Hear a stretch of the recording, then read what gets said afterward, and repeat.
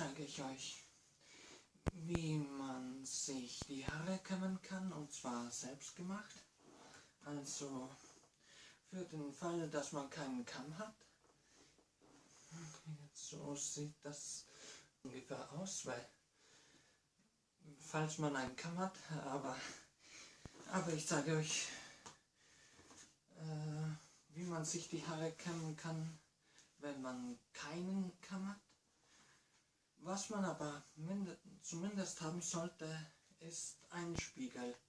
Ein Handspiegel reicht auch aus.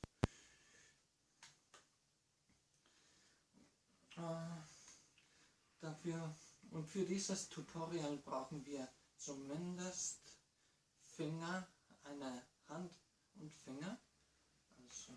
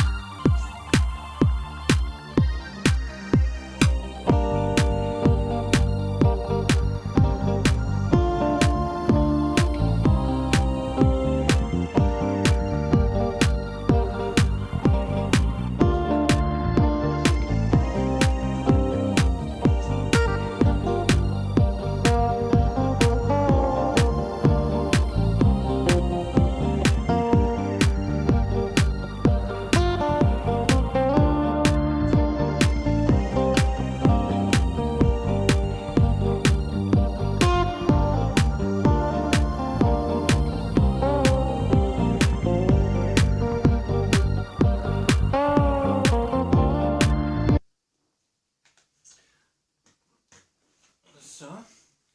Und dann haben wir bei diesen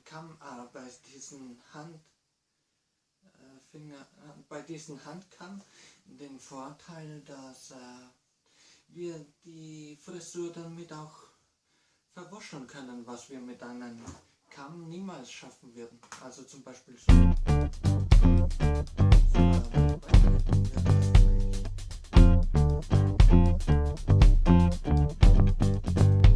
Versucht das mal mit einem Kamm, ihr werdet es nicht verwuscheln können. So, ja.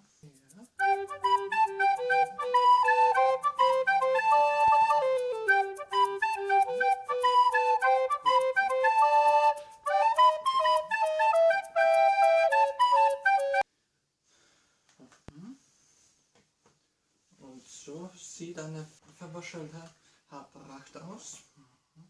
Seht ihr auch genau. Und das war's. Dann bis zum nächsten Mal.